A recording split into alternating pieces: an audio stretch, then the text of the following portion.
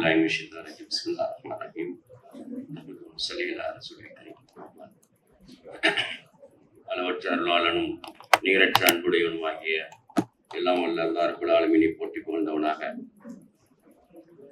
தமிழ்நாடு முஸ்லிம் கல்வி இயக்கத்தின் சார்பில் நடத்தப்படக்கூடிய இந்த ஜாமியத்துல் ஹிக்மா அரபிக் கல்லூரியின்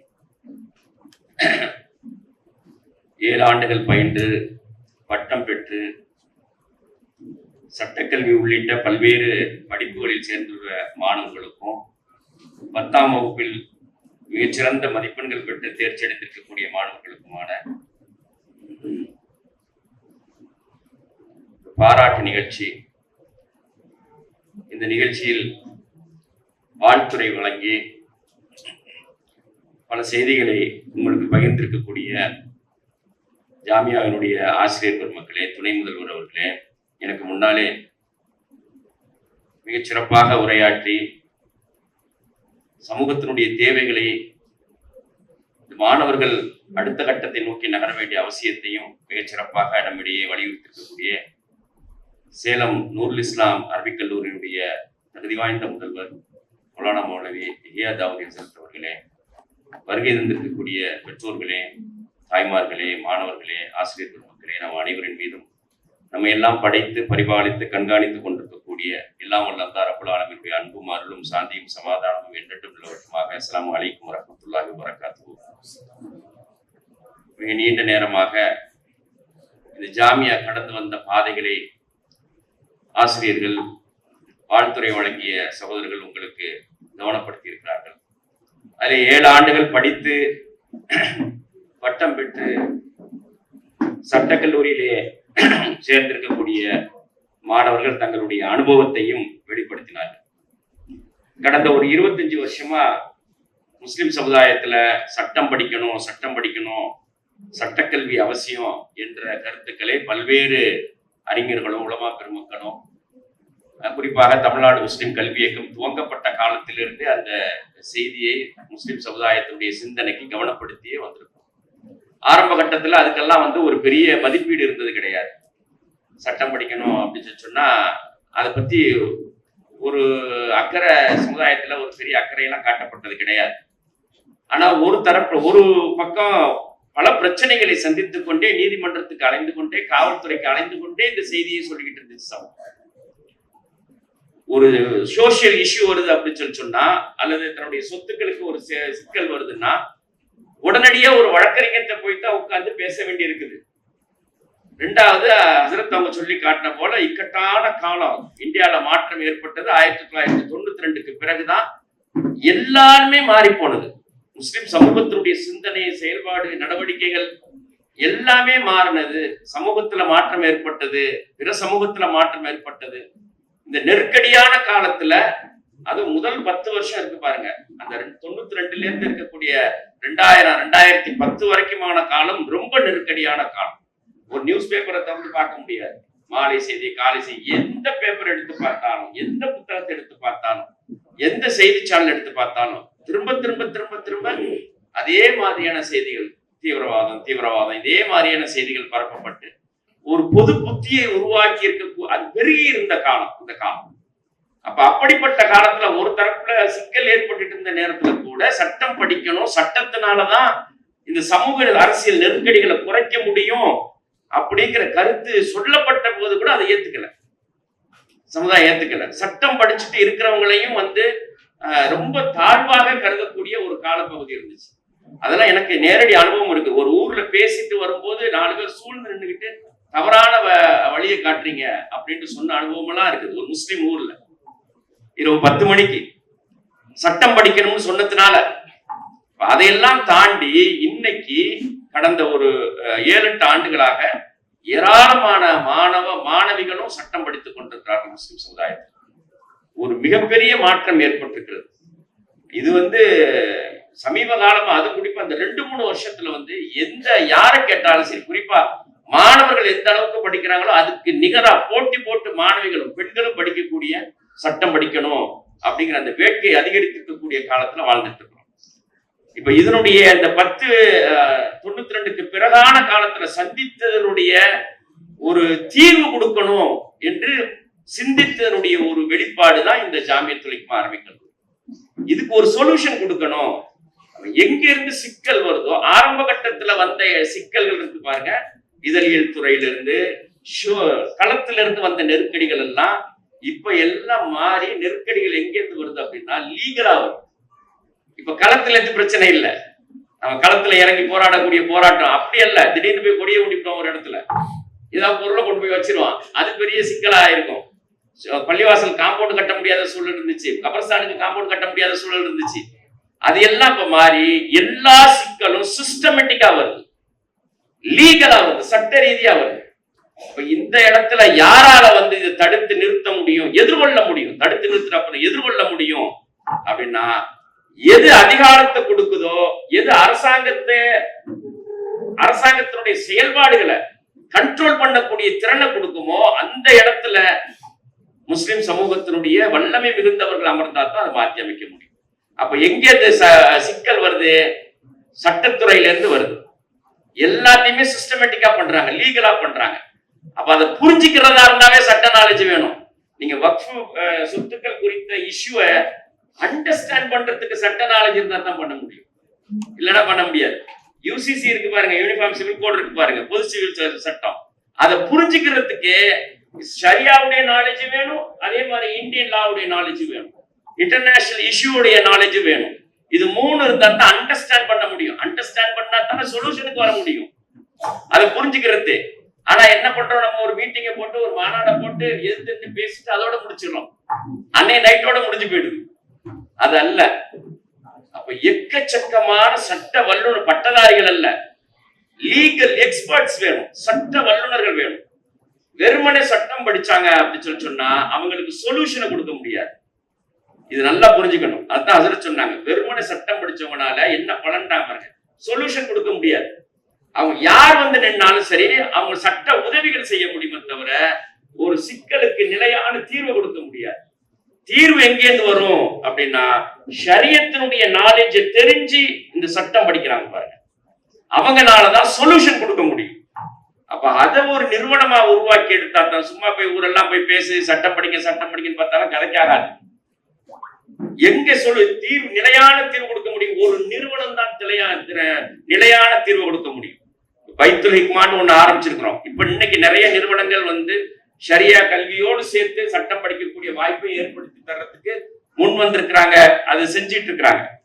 இந்த மாதிரியான நிறுவனங்கள்னாலதான் நிலையான தீர்வை கொடுக்க முடியும். நம்ம வெறுமனே மாநாடு நடத்துறதுனால, ஆர்ப்பாட்டம் போராட்டம் நடத்துறதுனால ஒரு கவன ஈர்ப்பு, தட்ஸ் ஆல், முடிஞ்சு போச்சு. அது ரிப்பீட்டா வந்துகிட்டே இருக்கும், சிக்கல் ரிப்பீட்டா வந்துகிட்டே இருக்கும், பல வடிவங்கள்ல வந்துகிட்டே இருக்கும். எங்கேருந்து வருதுன்னே புரிஞ்சுக்க முடியாது. சட்டம் படித்தவர்கள் ஷரியத்தை உள்வாங்கி சட்டம் படிக்கக்கூடியவர்களால் மட்டும்தான் தீர்வு தர முடியும், நிலையான தீர்வு தர முடியும். அந்த வகையில தான் ஒரு நிறுவனம் இருக்கணும், அல்லது அது போன்ற பல நிறுவனங்கள் இருக்கணும். அது நிலையாக உருவாக்கிக்கிட்டே இருக்கணும். யார் இருந்தாலும் சரி, இல்லைன்னாலும் சரி. அந்த சிஸ்டம் இருக்கு பாருங்க, சிஸ்டம் நிறுவனம். தனி மனிதர்கள் போயிடுவாங்க, சிஸ்டம் போகவே போகாது. சிஸ்டம் என்ன? ஒரு இன்ஸ்டிடியூஷன், ஒரு கல்வி நிறுவனம் இருக்குது, கட்டமைக்கப்பட்டிருக்கிறது. அதுல 7 ஆண்டுகள் 10 அல்லது 5 ஆண்டுகள் அதுல குழந்தையை சேர்த்தா, மாணவர்களை சேர்த்தா, அவங்க ஷரியாவோடு சேர்த்து இன்னைக்கு இருக்கக்கூடிய லீகல் சிஸ்டத்திலையும் திறமை மிக்கவர்களாக, பட்டதாரிகளாக, வல்லுநர்களாக உருவாக்குவாங்க. அப்படிங்கிற அந்த ஒரு சிஸ்டத்தை தான் சமூகம் கட்டமைக்கணும். முஸ்லிம் அதனாலதான் 1980 வரைக்கும் வாழ்ந்த தமிழகத்துல வாழ்ந்த முஸ்லிம் செல்வந்தர்கள் எல்லாரும் சிஸ்டத்தை தான் கட்டமைச்சாங்க. மாநாடு நடத்தி ஆர்ப்பாட்டம் நடத்துறதோட விட்டுல எல்லாம் பாருங்க, கிட்டத்தட்ட 12 கல்லூரிகள் உருவாக்கப்பட்ட சிஸ்டம். இன்னைக்கு அந்த கல்லூரி, அந்த 12 கல்லூரிகள் தான் இருக்குது. எய்டட் இன்ஸ்டிடியூஷனுக்கு ஒரு ஜமால், ஒரு எஸ்ஐடி, ஒரு நியூ காலேஜ், ஒரு காதர் மைதீன் காலேஜ், ஒரு சரத்கலாப்பா கல்லூரி, 81 வரைக்கும் 12 கல்லூரிகளை முஸ்லிம் சமூகம் உருவாக்குனுச்சு. அந்த கல்லூரிகள் தான் நிலச்சி நின்று லட்சக்கணக்கான பட்டதாரிகளை உருவாக்கு. இன்னைய வரைக்கும் அரசு பணியில் இருக்கக்கூடியவங்க அவங்கதான், சட்டம் படிச்சுட்டு வந்தவங்களும் அவங்கதான், உலகத்தினுடைய பல நாடுகள்ல இருக்கக்கூடியவங்க அவங்கதான். என்ன தேவை? ஒரு இன்ஸ்டிடியூஷன், ஒரு சிஸ்டம், அது நிலையான வளர்ச்சி. யார்? ஆசிரியர்கள் இருப்பாங்க, ஃபவுண்டர்ஸ் இருப்பாங்க, நாளைக்கு மூத்தா போயிருவாங்க, ஆசிரியர்கள் போயிருவாங்க, மாறிக்கிட்டே இருக்கும். ஆனா இந்த கட்டடம் இருக்குது பாருங்க, இதனுடைய கான்செப்ட் இருக்குது பாருங்க, யார் ஆசிரியராக வந்தாலும் அதைத்தான் பாடம் நடத்துவார், அவங்களைத்தான் உருவாக்குவார். அதனால அதுதான் ரொம்ப ரொம்ப முக்கியமானது. அந்த வேலையை செய்து கொண்டிருக்கக்கூடிய பைத்துல் ஹிக்மா இன்றைக்கு ஜாமியத்துல் ஹிக்மா அரபிக் கல்லூரி ஏறக்குறைய இந்த 2 பேட்ச்ல 34 மாணவர்கள்ல 18 பேர் சட்டக்கல்லூரியில சேர்ந்திருக்கிறாங்க. ஒரு வருஷத்துக்கு 10-12 பேர் ஃபர்ஸ்ட் பேட்ச்லயும் செகண்ட் பேட்ச்லயும், மீதம் உள்ளவர்கள் ஆர்ட்ஸ்ல படிச்சுட்டு இருக்கிறாங்க. நாளைக்கு 3 வருஷ கோர்ஸ் படிக்கிறதுக்கு வந்துருவாங்க. கவனத்தில் எடுத்துக்க வேண்டிய முக்கியமான விஷயம் என்ன அப்படின்னா, சட்டம் படித்து விட்டதாலேயே வல்லுநராகிவிடவும் முடியாது. நம் வாழ்க்கைக்கான ஒரு வருமானத்தையும் நிலையாக தேடக்கூடிய இடத்துக்கு போயிட முடியாது. இந்த 2 சிக்கலும் இருக்கு. இது தெளிவா புரிஞ்சுக்கணும். ஒரு பிளம்பர் ஐடிஐ படிக்கிறாரு அப்படின்னு சொல்லிச்சுன்னா, ஒரு பிளம்பர் படிக்கிறாரு 3 வருஷம் டிப்ளமா படிக்கிறாரு அப்படின்னு சொல்லிச்சுன்னா, டிப்ளமா முடிச்சு மெக்கானிக்கல் இன்ஜினியரிங் ஒரு ஆட்டோமொபைல் இன்ஜினியரிங் படிச்சாருன்னா, முடிச்ச உடனேயும் அடுத்த நாள் சர்டிபிகேட் வாங்கிட்டு அடுத்த நாள் காலையில ஒரு கார் கம்பெனில போய் சேர்ந்தாராக்க 10,000 ரூபாய் கேரண்டி. சட்டம் 5 வருஷம் படிச்சிருக்கிறாரு, முடிச்சுட்டாரு, சர்டிபிகேட் எடுத்து போய் நீங்க நின்று பாருங்க. சீனியர்கிட்ட போய் நிக்கணும், தவமருந்து நிக்கணும். அவர் டீ குடிக்கிறது கூட கொடுக்க மாட்டார். 200-300 ரூபாய் கூட கிடைக்காது. சட்டங்கிற ப்ரொஃபஷன் அதை நல்லா புரிஞ்சுக்கணும்.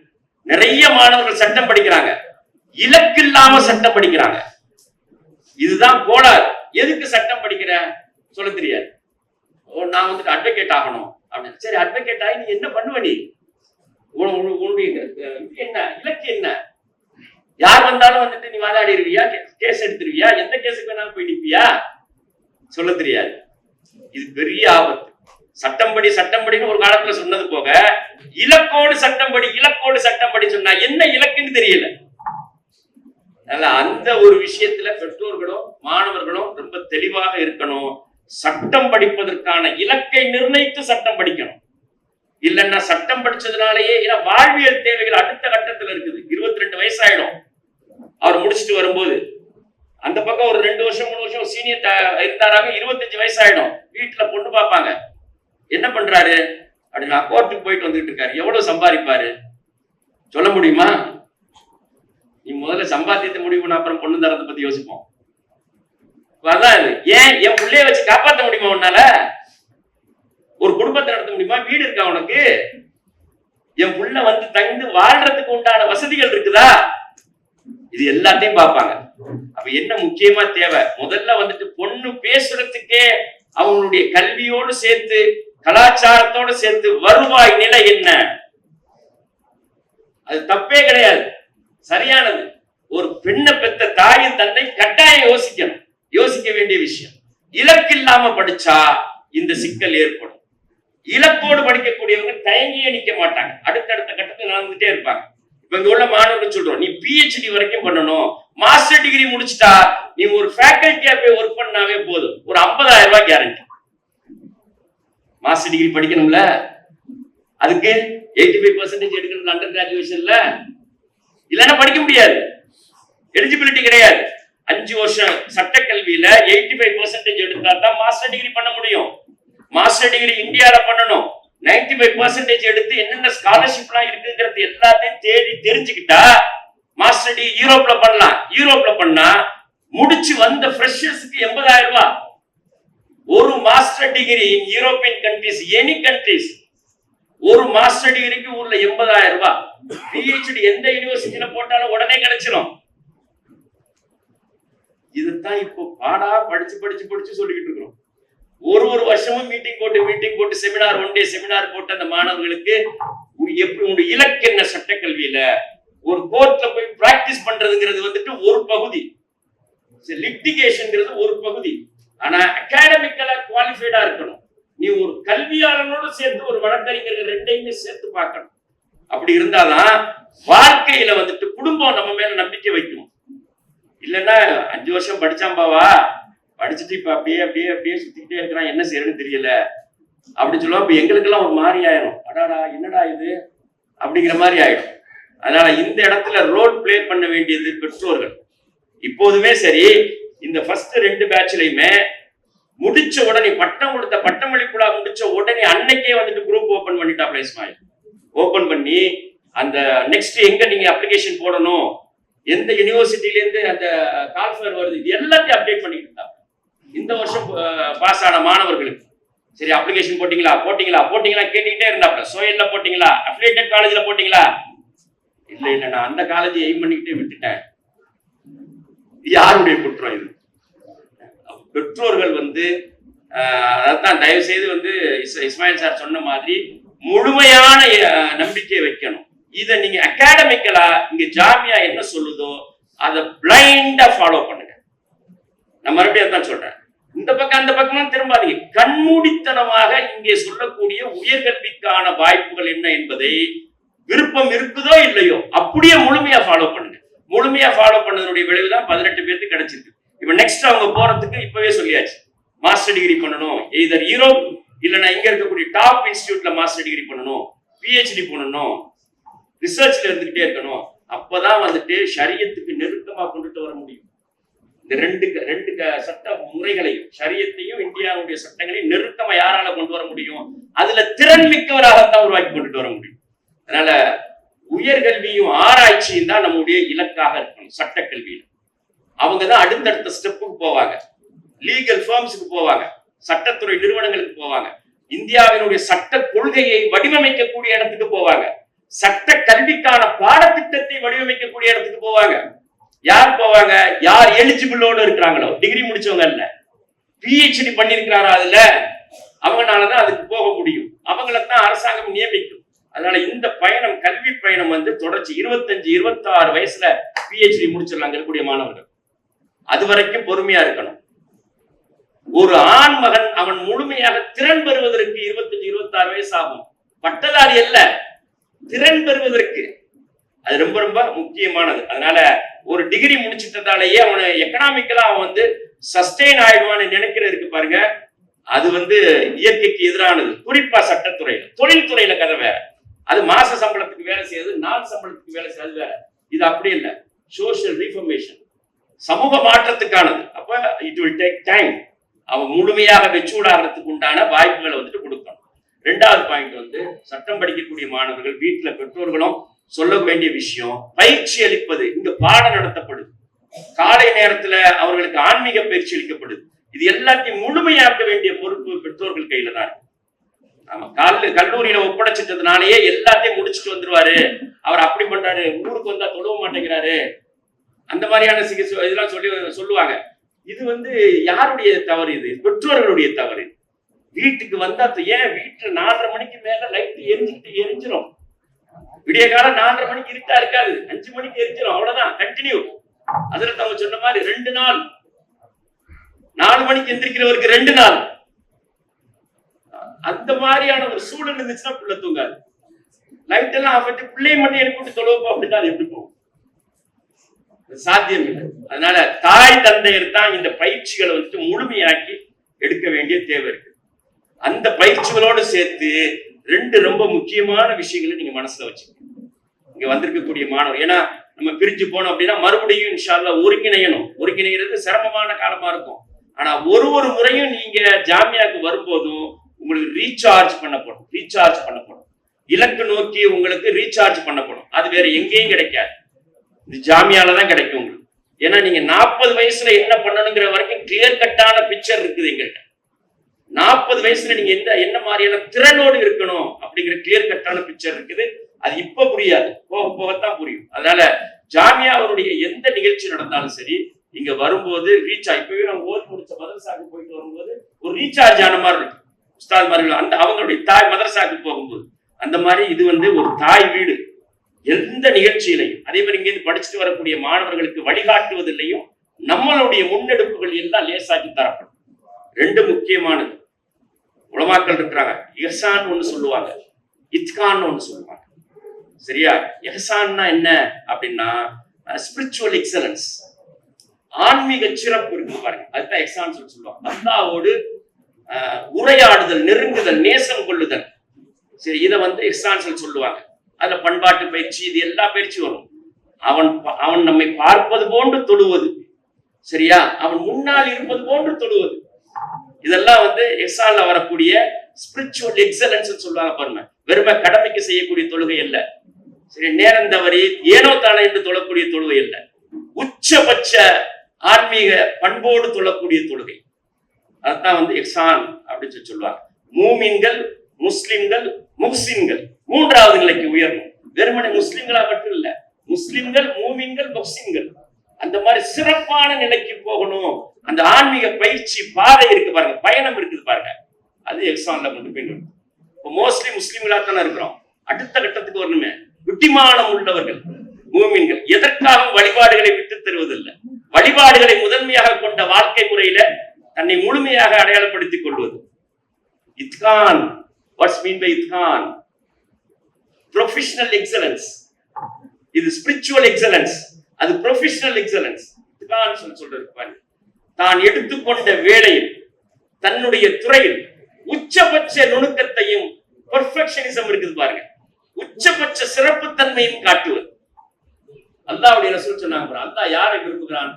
ஒரு மூமின் தான் எடுத்துக்கொண்ட பணியிலே சிறப்புத்தன்மையை வெளிப்படுத்துறாங்க பாருங்க, நுட்பத்தையும் நுணுக்கத்தையும் வெளிப்படுத்துறாங்க. எந்த துறை சார்ந்தவராக கூட இருக்கட்டும், ஒரு தொழில்துறையா இருக்கட்டும், கல்வித்துறையா இருக்கட்டும், ஆராய்ச்சி துறையா இருக்கட்டும், எதுவா வேணாலும் இருக்கட்டும், அதுல சிறப்பான ஆற்றலை வெளிப்படுத்தக்கூடியதுதான் இத்கான். அது சட்டத்துறைக்கு ரொம்ப ரொம்ப முக்கியமானது. சட்டம் படிக்கணும் அப்படின்னா அது தொடர்பானது. இங்க பேசிய மாணவர் சொன்னார் பாருங்க, நான் வந்து ஃபர்ஸ்ட் இயர் ஸ்டூடெண்ட் கேட்கும் போது அவர் ஆச்சரியப்பட்டாரு, நீ ஃபர்ஸ்ட் இயர் தானா அப்படின்னு ஆச்சரியப்பட்டாரு. ஏன்னா அவங்களுக்கு +1லயே இன்ட்ரோடக்ஷன் டு லாவை அட்வொகேட் தௌஃபீக் எடுக்கிறாங்க, பொலிட்டிக்கல் சயின்ஸ் இஸ்மாயில் சார் எடுக்கிறாங்க. அப்ப அவங்களுக்கு ஃபர்ஸ்ட் இயர்ல தான் பாடம். லா காலேஜ்ல ஃபர்ஸ்ட் இயர் நடத்தக்கூடிய பாடத்தை இவங்க +1லயே படிச்சிடுறாங்க, +2லயும் படிச்சிடுறாங்க, எக்ஸாம் எழுதி பாஸ் பண்றாங்க. அதனால இவங்களுக்கு பாலை வந்து ரொம்ப ஈஸியாவே இருக்குது. கல்லூரியில படிக்கிறதையே பள்ளியிலேயே 2 வருஷம் படிச்சிருந்ததுனால ஈஸியா இருக்குது. அப்ப என்ன அப்படின்னு சொன்னா, சட்ட படிப்பு தொடர்பான அத்தனைவற்றையும் நுணுக்கம் காட்டுவது. இது வந்து மூமின்களுடைய, முஹ்சின்கள் பாருங்க, டாப் மோஸ்ட் இருக்காங்க பாருங்க, அந்த முஹ்சின்களுடைய அடையாளம். எதை தொட்டாலும் சரி, ஒரு தொழில் செய்யறாரு அப்படின்னு சொன்னா அது 200% எக்ஸலன்ஸ் காட்டுவார். ஒரு சாப்பாடு, இந்த மத்தியானம் பார்சல் ரெடியா இருக்குது, நெய்ச்சோறு இருக்குது, கோழி இருக்குது, சரியா, தால்ச்சா இருக்குது, ஸ்வீட் இருக்குது, எடுத்து வச்சு நெய்ச்சோரா சரி, மைண்ட் டியூன் ஆகுது பாருங்க. எதுக்கு? நெய்ச்சோறு செரிமானம் ஆகிறதுக்கு உண்டான என்சைம்ஸ் நாக்குல சுரக்குது பாருங்க. கோழி ஆனமா சரி, பிராய்லர் கோழியா கொஞ்சம் கடுமையா தான் இருக்கும் அப்படின்னு சொல்லி அதுக்கு தகுந்த மாதிரி மைண்ட் டியூன் ஆகுது பாருங்க. தால்ச்சா இருக்குது, ஸ்வீட் இருக்குது, இது எல்லாத்தையும் ரசிச்சு ருசிச்சு சாப்பிடுறான் பாருங்க. ஒரு மூமினுக்கு, முஹ்சினுக்கான அடையாளம் அப்படி ரசிச்சு ருசிச்சு பொறுமையா நிதானமா சாப்பிட்டு சாப்பிட்டு கைய சூப்பரா பாருங்க வரல. அதான் பெர்ஃபெக்ஷனிசம். என்ன பண்ணும்? ஜீரணமாயிடும், பர்ஃபெக்டா ஜீரணமா. அல்லாஹ் அவளைத்தான் விரும்புறான். சுத்தமா சாப்பிட்டு முடிக்கிறாங்க பாருங்க. ஒரு மனைவியோட இல்லற வாழ்க்கையில ஈடுபடுறான், அவளுடைய உள்ளத்தை மகிழ்வித்து பிறகு இல்லற வாழ்க்கைக்கு போறான். அவளுடைய தேவைகளை பூர்த்தி செஞ்சு உள்ளத்தை மகிழ்வித்து அவளை வந்து மன ரீதியாக தயாரித்து செல்றான் பாருங்க. அந்த பொறுமையில இருக்குதா இன்னைக்கு? ஏன் பிள்ளைகள் வந்துட்டு ஊனமா பிறக்குது? என்ன பழமொழி சொல்லுவாங்க? வேண்டா வெப்பா பிள்ளை பத்து காண்டாமிருகம் பேர் வைப்பாங்க. இல்லற கவனம் இல்ல, போனை பார்த்துக்கிட்டே வந்துட்டு பதில் சொல்றான் மனைவிட்ட. அவளுக்கு கொடுக்கக்கூடிய நேரத்தை அந்த அந்த குவாலிட்டியான டைம்னு சொல்லுவாங்க பாருங்க, அது கொடுக்க தெரியல. பெர்ஃபெக்ஷனிசம் இல்ல, ஸ்பிரிச்சுவல் பெர்ஃபெக்ஷனிசம் இல்ல, எக்ஸலன்ஸ் இல்ல, அதே மாதிரி அவனுடைய ப்ரொஃபஷனல் எக்ஸலன்ஸும் இல்ல. அதனால இல்லற வாழ்க்கையா இருக்கட்டும், குடும்ப வாழ்க்கையா இருக்கட்டும், தொழிலா இருக்கட்டும், கல்வியா இருக்கட்டும், ஆராய்ச்சியா இருக்கட்டும், வண்டி டிரைவர் வண்டி ஓட்டான சிந்தனை வேற இடத்துல வண்டி ஓட்டினா என்ன ஆகும்? இத்கான், எக்ஸலன்ஸ், ப்ரொஃபஷனல் எக்ஸலன்ஸ். இன்னைக்கு அது இல்லாம இருந்துட்டு இருக்குது. முஸ்லிம்களுடைய பட்டதாரியா முடிச்சுட்டு வந்து ஒரு கம்பெனில போய் வேலை செய்யறான், வேலை செஞ்சு ஒரு 1000 ரூபாய் கூட யாரு கொடுத்தாங்க அங்க ஓடி போயிடும், இன்னொரு 1000 ரூபாய் கொடுத்து அங்க ஓடுறான். 10 வருஷத்துல 15 கம்பெனி மாறலாம். ஒரு தொழில் செஞ்சுட்டு இருக்கும்போது அவன் நல்லா சக்சஸ் ஆகுது, அந்த தொழில் செய்வோம், அப்ப இந்த தொழில் செய்வோம், இந்த தொழில் செய்வோம், எந்த தொழிலையும் உருப்படியா செய்யறது இல்ல, பெர்ஃபெக்ஷனிசம் இல்ல. அல்லாஹ் வந்து எந்த ஒரு விஷயத்தை கையில் எடுத்து அதை நுட்பமாக நுணுக்கமாக சிறப்பாக செய்கின்றார்களோ அவர்களையே அல்லாஹ் விரும்புகிறான் என்பது பெருமானார் ரசூலுல்லாஹி ஸல்லல்லாஹு அலைஹி வஸல்லம் அவருடைய கருத்து. ஏன்னா அல்லாஹ்வுடைய ரசூல், அவருடைய கருத்து வழிகாட்டக்கூடிய அல்லாஹ்வுடைய வேதம் இருக்கிறது. ஹஜ்ரத் அவங்க சொல்லி காட்டினாங்க பாருங்க, தேனோடு ஒப்பிட்டு சொன்னாங்க பாருங்க, நெய்யோடு ஒப்பிட்டு சொன்னாங்க பாருங்க. ஏன்? தேன் ஒரு நாளும் கெட்டு போகாது. இந்த உலகத்திலேயே கெட்டே போகாத ஒரு பொருள் இது தேன். இப்போ ஒரு சமீபத்தில் எடுத்தாங்க, ஒரு மம்மியோடைய சேர்த்து புதைக்கப்பட்ட ஒரு பாட்டில் எடுத்தாங்க. 5300 வருஷம் பழமையான தேன். 5300 வருஷம் பழமையான தேன் கெட்டு போகாது. தேனும் கெட்டு போகாது, தேனோடு எந்த பொருளை சேர்த்தாலும் அந்த பொருளும் கெட்டு போகாது. அதனாலதான் முன்னால வந்துட்டு பிரிசர்வேஷன், மீட் பிரிசர்வேஷன், ஆடு மாடு காடுகள்ல வந்துட்டு வேட்டையாடி மான இதை கொண்டுட்டு வரும்போது தேனோடு கலந்துதான் கொண்டுட்டு வருவாங்க. எத்தனை வருஷம் ஆனாலும் கெட்டு போகாது, மீட்டும் கெட்டு போகாது. தேனுக்கு அவ்வளவு பெரிய மதிப்பு இருக்குது. அல்லாஹ்வுடைய வேதம் நம்ம கையில இருக்குது. பெருமானார் ரசூலுல்லாஹி ஸல்லல்லாஹு அலைஹி வஸல்லம் வழிகாட்டுதல் இருக்கிறதுனால இந்த பெர்ஃபெக்ஷனிசத்தை யார் வளர்த்துக்கிறோமோ அவங்க தொழிலிலும் வெற்றியாளர்கள், குடும்ப வாழ்க்கையிலும் வெற்றியாளர்கள், ஆராய்ச்சியிலும் வெற்றியாளர்கள், கல்வியிலும் வெற்றியாளர்கள். அரை மணி நேரம் 1 மணி நேரம் ஒரு விஷயத்தை கண்டினியூ ப்ராசஸ் பண்றா பாருங்க மைண்ட்ல.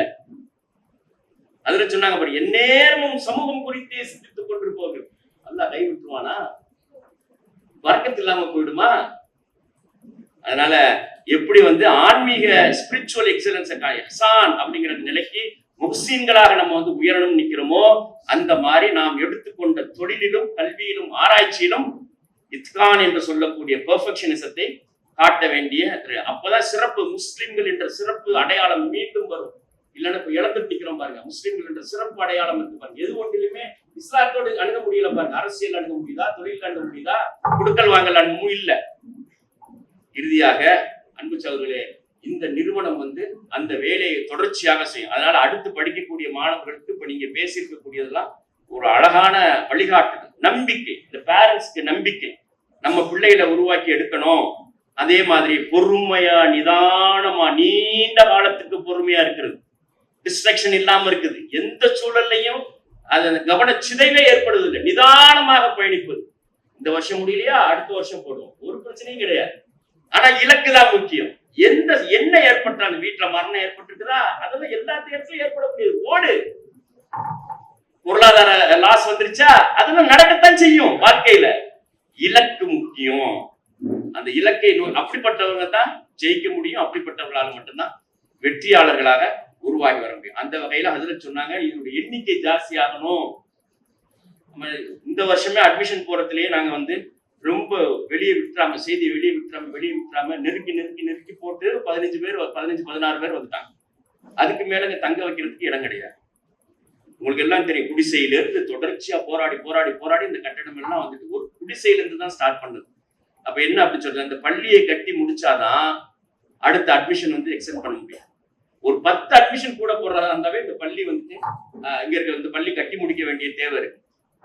இப்ப இந்த பள்ளிக்கு கிரவுண்ட் ஃப்ளோர் போடுறதுக்கே 50 லட்சம் ரூபாய் தேவைப்படுது. ஏன்னா 10,000 ஸ்கொயர் ஃபீட், 10,000 ஸ்கொயர் ஃபீட். இது மொத்தம் வந்து 90,000 ஸ்கொயர் ஃபீட். அதாவது பேஸ்மெண்ட் மேல இருக்கிறதா கிரவுண்ட் ஃப்ளோர், அதுக்கப்புறம் இருக்கிறது ஃபர்ஸ்ட் ஃப்ளோர் கட்டணும், செகண்ட் ஃப்ளோர் கட்டணும். 90,000 ஸ்கொயர் ஃபீட்.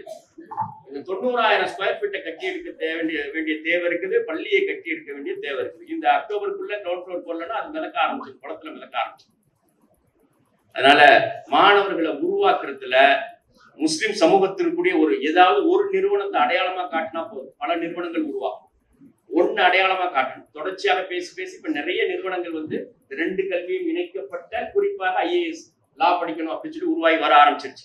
இனி வரக்கூடிய காலத்துல இது அதிகரிக்க ஆரம்பிச்சிடும். இலக்கு மட்டும்தான் சரியா காட்ட வேண்டிய தேவை இருக்கு. இனி போய் சட்டம் படிக்கலாம் சொல்ல வேண்டிய அவசியம் இல்லை. வண்டி ஸ்டார்ட் ஆயிடுச்சு. ஸ்டார்ட் ஆகி எல்லா சட்ட கல்லூரியும் ஃபுல்லா ஆரம்பிச்சிருச்சு.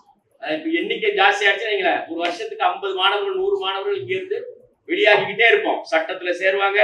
2018ல 3 விழாக்கள் இருக்குது. இப்பவே நான் சொல்றேன், சரியா? மௌத் ஹயாத் இருக்குது 2018ல, 28ல 2028ல 3 விழாக்கள் இருக்கு. ஒண்ணு இந்த பள்ளிவாசலுடைய திறப்பு விழா, இன்னொன்னு ஆர்ட்ஸ் அண்ட் சயின்ஸ் காலேஜுக்கு பாருங்க, மௌலானா ஆசாத், அதாவது Mahatma Gandhi Maulana Azad arts and science college for boys, அதனுடைய துவக்க விழா. இப்போ இந்த +1ல இருக்கிறாங்க பசங்க. நெக்ஸ்ட் வந்துட்டு 2027ல வந்து +2, சரியா? எக்ஸாம் எழுதி முடிக்கும்போது 28ல அவங்க ஆட்டோமேட்டிக்கா அந்த காலேஜ்ல சேர்ற மாதிரியான ஒரு சூழல் வந்துடும். அதுக்காகத்தான் அதை அவசரமா கட்டமைச்சுக்கிட்டு இருக்கிறோம். அந்த சட்டக்கல்லூரிக்கு கலீஃபா உமர் ஸ்கூல் ஆஃப் லா சட்டக்கல்லூரிக்கான அடிக்கல் நாட்டு விழா. இது 3 ஜூன்ல 2028 ஜூன்ல ஏப்ரல் மே ஜூன்ல வந்து நடக்க இருக்கு. அப்ப இந்த வேலைகள் தொடர்ச்சியா நாங்க இலக்கை நோக்கி ஓடிக்கிட்டே இருக்கோம். பெற்றோர்கள் நீங்க உங்க பிள்ளைகளை வந்து மிகச்சரியான இலக்குல ஒப்படைச்சிருக்கிறீங்க. முழு நம்பிக்கையோட அந்த பிள்ளைகளை ஆதரவா நிக்கணும், வழிகாட்டணும், பயிற்சி அளிக்கணும். அதே மாதிரி இந்த பள்ளிவாசல் கட்டமைச்சு எடுக்கிறதுலையும் நீங்க முழு ஒத்துழைப்பு செய்யணும். ஏன்னா இது 1000 மாணவர்கள் தொழக்கூடிய பள்ளி. ஆர்ட்ஸ் அண்ட் சயின்ஸ் காலேஜ்ல நான் முஸ்லிம் ஸ்டூடெண்ட்ஸும் வருவாங்க. அவங்களுக்கு ஃபீஸ் கிடையாது.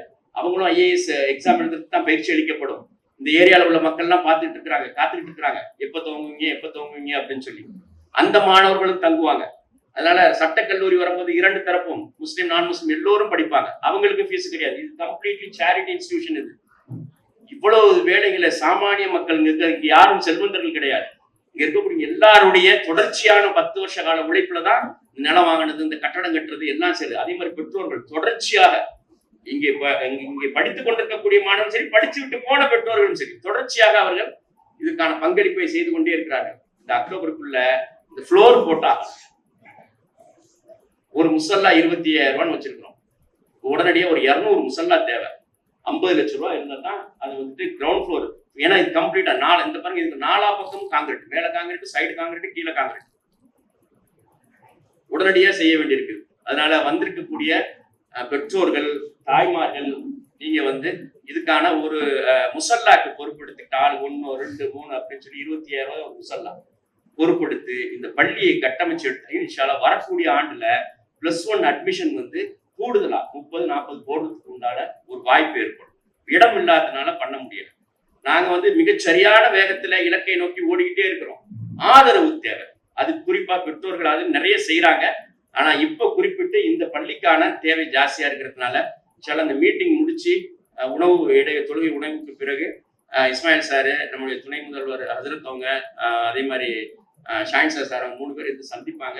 நீங்க வந்துட்டு ஒரு 2 முசல்லா, 5 முசல்லா, 10 முசல்லா இன்ஷால்லா பொறுப்படுத்திக்கிட்டீங்க அப்படின்னா அல்லாஹ்வுடைய இறை இல்லம் கட்டப்படுவதற்கான சூழல். நாங்க நினைச்சு கூட பார்க்கல இந்த இடத்துல வாங்க சொல்லுவோம், இவ்வளவு வேலை இங்க நடக்கும் அப்படின்னு சொல்லி நினைச்சு கூட பார்க்கல. ஃபர்ஸ்ட் வந்து சேர்ந்தோம். இவ்வளவு சீக்கிரத்துல இந்த மாதிரியான மாணவர்கள் உருவாகி இந்தந்த காலேஜ்ல அட்மிஷன் போடுவாங்க. நான் இப்ராஹிம் பாய் மலேசியா இஸ்லாமிக் யூனிவர்சிட்டி ஆச்சரியமா இருந்துச்சு. ஏன்னா அந்த மாணவருடைய ஆர்வம் ஒண்ணு, பெற்றோர்களுடைய ஆளுமை இருக்குது பாருங்க. டாப் இன்ஸ்டிடியூட்ல கொண்டு போய் போடணுங்கிற நம்ம எடுக்கிற முயற்சி இருக்கு பாருங்க. விட்டுருலையே, உள்ள படிச்சுட்டு வந்து அவனா ஏதாவது தேட்டாப்புல விட்டுருல, டாப் இன்ஸ்டிடியூட்ல கொண்டு போய் சேர்க்கணும் அந்த முயற்சி. இந்த வருஷம் நாகூரை சேர்ந்த ஒரு மாணவர், அவரை வந்து மலேசியா இஸ்லாமிக் யூனிவர்சிட்டிக்கு போறாரு. உலகத்திலே இஸ்லாமிக் ஸ்டடீஸ்ல, இஸ்லாமிக் லால number 1 institute international Islamic university. அன்னைக்கு மாணவர்கள் இந்த வருஷம் 3 பேர் போறாங்க. மாஸ்டர் டிகிரி, PhD பண்றதுக்கு. பொம்பளை பிள்ளைங்க போகுது காலேஜ்ல போய் அங்க போய் ஜாயின் பண்றாங்க. அதனால இந்த ஒரு முன்னெடுப்புகள் பெற்றோர்கள் எடுக்கணும். குறிப்பா வந்து உங்க பிள்ளை படிச்சு பட்டதாரியா உருவாகி வர்றதுக்கு அல்லாட்ட சஜிதா செஞ்சு அவனுடைய அந்த இலக்கையெல்லாம் அவன்கிட்ட பொறுப்பு சாட்டி இஸ்திஃபார் செய்யறதுக்கும் துவா செய்யறதுக்குமான ஒரு இடம் வேணும். இடம் இல்லாம இருக்கும், பள்ளி இல்லாம இருக்கும், தொழுகிறதுக்கு பள்ளி இல்லாம இருக்கும். இந்த மாசத்துக்குள்ள நம்ம முடிச்சு எடுக்க வேண்டிய தேவை இருக்குது. அதனால வந்திருக்கக்கூடிய சகோதரர்கள், சகோதரிகள், நீங்க வந்து பொறுப்பெடுத்து பள்ளிக்கான வேலை அல்லாஹ் உங்களுக்கு எல்லையில்லா பரக்கத் செய்வான். உங்களுடைய குடும்பங்கள் இருக்கு பாருங்க, அந்த குடும்பங்களுடைய பிரச்சனைகள் எல்லாவற்றையும் அல்லாஹ் லேசாக்கி தருவான். எந்த நேரமும் இந்த மாதிரியான ஒரு சமூக பணியை தன்னுடைய அரவணைப்புக்குள்ளேயே வச்சுக்கிறது பாருங்க. தன்னுடைய செல்வத்தினுடைய அரவணைப்புக்குள்ளேயே இந்த சமூக பணியை வச்சிருக்கிறது பாருங்க. செல்வம் பெருகுவதற்கு உண்டான ஒரு அருமையான வாய்ப்பு, பாதுகாப்பதற்கான ஒரு அருமையான வாய்ப்பு. இன்ஷா அல்லாஹ் அந்த பொறுப்புகளை நீங்க முழுமையாக நிறைவேற்றி இந்த பள்ளி வேலை கிரவுண்ட் ஃப்ளோர் போட்டுட்டு அதுக்கப்புறமா வந்து அதை வந்து ஃப்ளோர் போட்டு டாப் ஃப்ளோர் போட்டு முடிக்க வேண்டிய தேவை இருக்கு. அதுக்கு பெரிய செலவு தான். கம்பியே 27 லட்சம் ரூபாய், பெரிய இடம் அப்படிங்கிறதுனால அதுக்கான முழு ஆதரவையும் முயற்சி இன்ஷா அல்லாஹ் நீங்க தரணும். மாணவர்கள் நிறைய துவா செய்யுங்க. ஆமா, துவா வந்து எல்லாத்தையும் மாத்தி அமைச்சிடும். ஏன்னா இங்க இருக்கக்கூடிய மாணவர்கள் வந்துட்டு எல்லா நிலைப்பாடுகளும் இருக்காங்க. பொருளாதாரத்துல எல்லா நிலைப்பாடுகளில் உள்ள மக்களும் இருக்கிறாங்க, படிக்கக்கூடிய மாணவர்கள் இருக்கிறாங்க. அதனால அவங்களை நம்ம வந்துட்டு உருவாக்கணும். சமூகத்தினுடைய அடுத்த கட்ட தலைவர்களாக இனி வரக்கூடிய காலம் நெருக்கடியான காலம். முஸ்லிம் சமூகத்துக்கு அடையாளத்துக்கு, சொத்துக்களுக்கு, கல்விக்கு, கலாச்சாரத்துக்கு எல்லாத்துக்கும் ரொம்ப ரொம்ப நெருக்கடியான காலத்தை நோக்கி நம்ம போயிட்டு இருக்கோம். அறிவாற்றலும் பொருளாற்றலும் தான் அந்த நெருக்கடிகளை எதிர்கொள்ளக்கூடிய திறனை தரும். அது ஒரு கல்வி நிறுவனத்திலிருந்து தான் உருவாக்கி எடுக்க முடியும். அல்லாஹ் ரப்பல் ஆலமீன் அத்தகைய மகத்தான ஆற்றலை இந்த மாணவர்களுக்கும் பெற்றோர்களுக்கும் தந்தள்ள வேண்டும். வாஹத்தாவானா அல்ஹம்துலில்லாஹி ரப்பில் ஆலமீன். அஸ்ஸலாமு அலைக்கும் வரஹ்மத்துல்லாஹி வபரகாத்துஹு.